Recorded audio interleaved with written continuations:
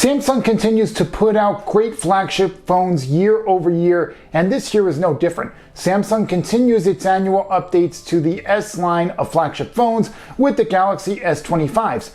But did Samsung play it a little too safe this year with their phones? Well, let's find out. This is my review of the Samsung Galaxy S25 Plus.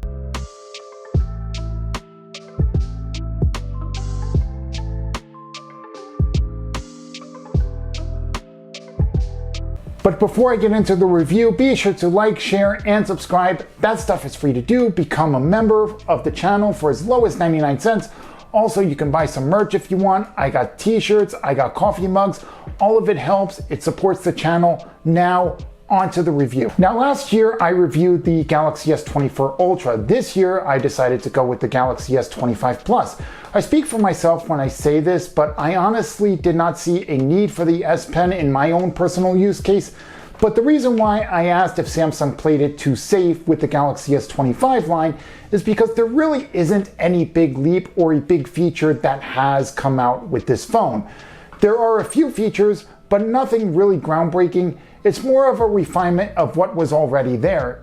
And of course, I will leave all the timestamps down below so that this way you can jump ahead to the part that you want to see. I will be breaking this review down, starting off with hardware, software, and then camera. Starting off with the hardware on the Galaxy S25 Plus, it feels very much like its counterpart made by Apple. It has somewhat of a boxy feel to it and isn't rounded in the back.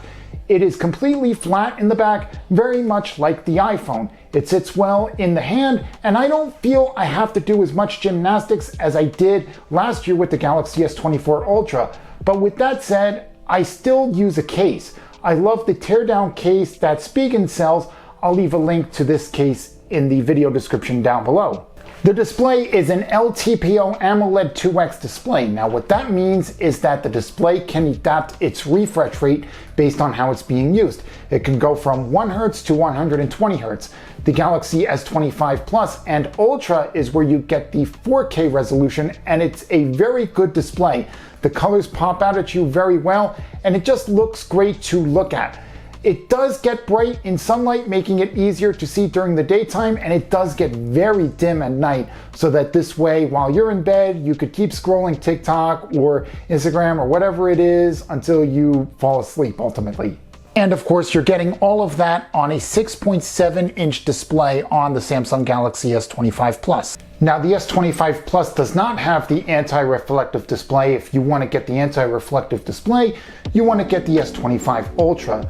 Now, for some, that's going to be a big deal, but for me personally, it's really not a big deal, but it is something to take note of. Now, the Samsung Galaxy S25 Plus has a battery size of 4,900 milliamp hours.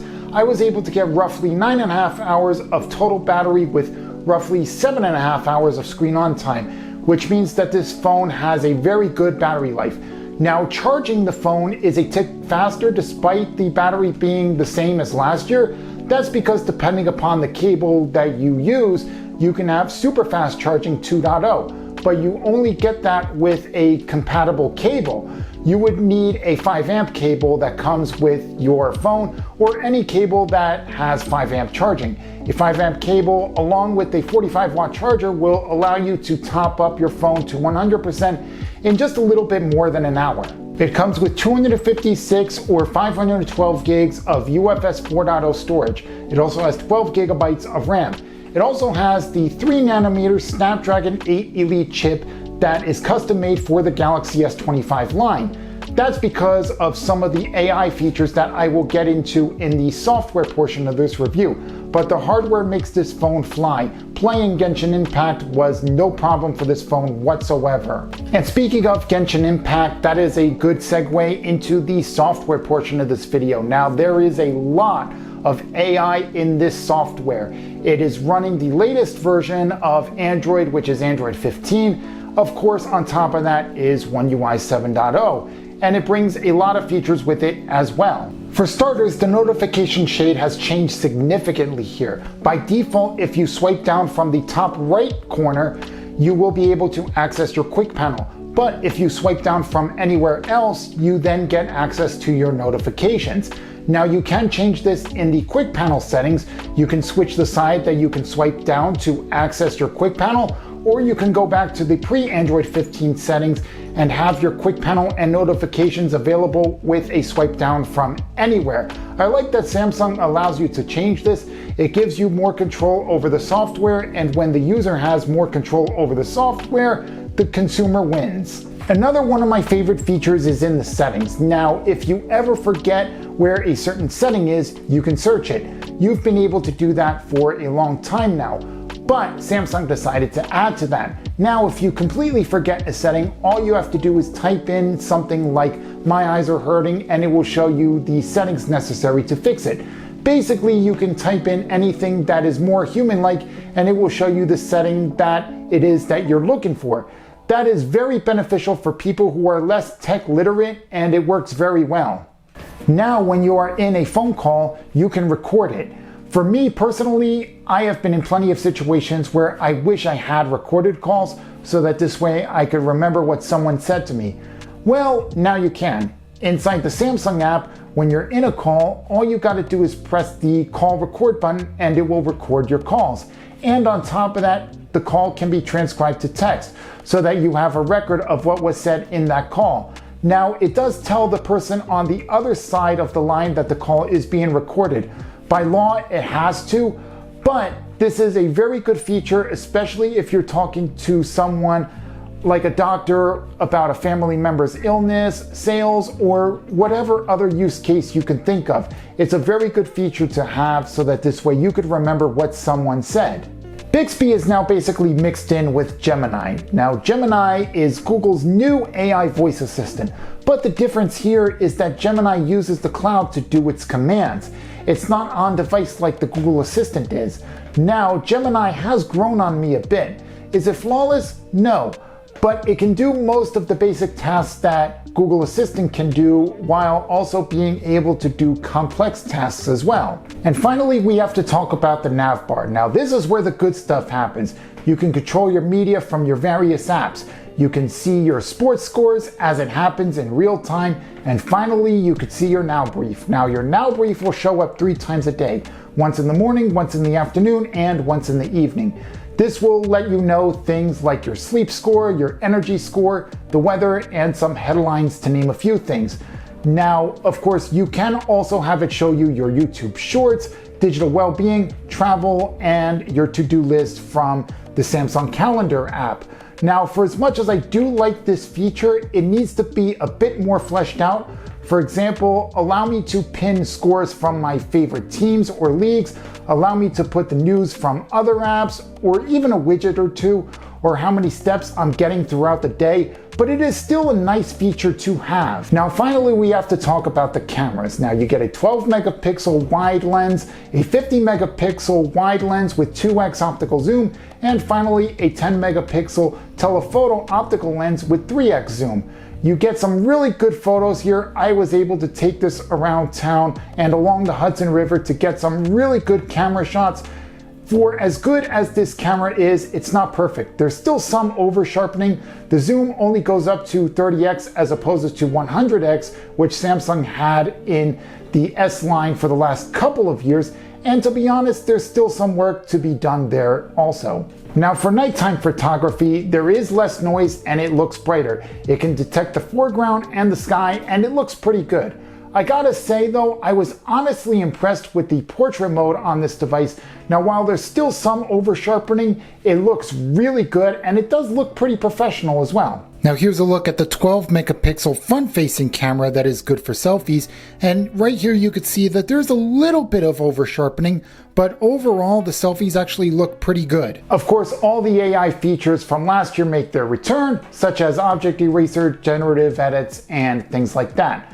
Now, one thing I will say is that if you are a content creator or social media influencer, you need to have a Samsung phone. And I really mean this.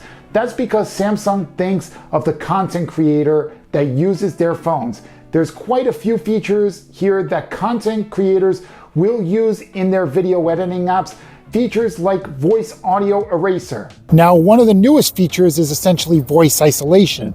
Now, what Samsung's Gallery app is able to do using generative AI is it's able to detect what sounds are playing in the background. So in the background, I got all these waves right back here. You really can't see them too well, but I got all those waves back there. I got helicopters flying above me, and I've got just general noise all around me. Not really too much wind. But what this feature does is that it isolates your voice, and you could turn down the volume of all the sound in the background, and it works very well. And then there's log mode. And this right here is log mode. Now, what log mode does on the Samsung Galaxy S25 line of phones is that it allows you to get more detail in your video. Now, the video you see right here is flat. On the opposite side, you see a saturated video. Now, in the Samsung Gallery app, you can saturate this video if you want to, or you can go in post and saturate it to the level that you like. Either way, it makes for a much more cinematic video from the Samsung Galaxy S25 line of phones. Now, of course, if you want to use log mode, you have to go into the Pro mode to do it. But you can use it in regular mode by going to the camera settings, finding log, and toggling on the setting to bring it to the regular video mode. Now, zooming is a lot smoother. There's a lot less zoom lens lag. All you gotta do is press the magnifying glass on the top right side to zoom in much more smoother than you otherwise would. Now, did Samsung play it safe this year with the Galaxy S25 line of phones? In my personal opinion, I think they did. And that's not necessarily a bad thing. They added some new features, mostly smaller features, while making the features from the previous generations much better. Now, I really like that Samsung does that because it improves the experience overall while using a Samsung Galaxy S phone. Now, the Galaxy S25 Plus is very impressive. I have loved every second I have had using this device. The camera features are definitely the standouts here. I forgot to mention that this phone is made of titanium alloy and Gorilla Armor, making this phone the most durable Samsung phone ever. But I will still use a case for protection and because the case allows you to use MagSafe with this device. And speaking of MagSafe, if you have a Galaxy S25 Ultra, you may have noticed that Samsung removed the Bluetooth functionality from the S Pen. Now, I am not a fan of removing features from flagship devices, and Samsung has a history of doing such. They say that only about less than 1% of customers even use the Bluetooth functionality of the S Pen. So this means that no more air gestures, air commands, or even being able to take a photo with the S Pen. So anyway, that's been it for this video. Comment down below what you liked, what you didn't like. Follow me on all the socials that you see here, and I will see you in the next video. See ya, bye.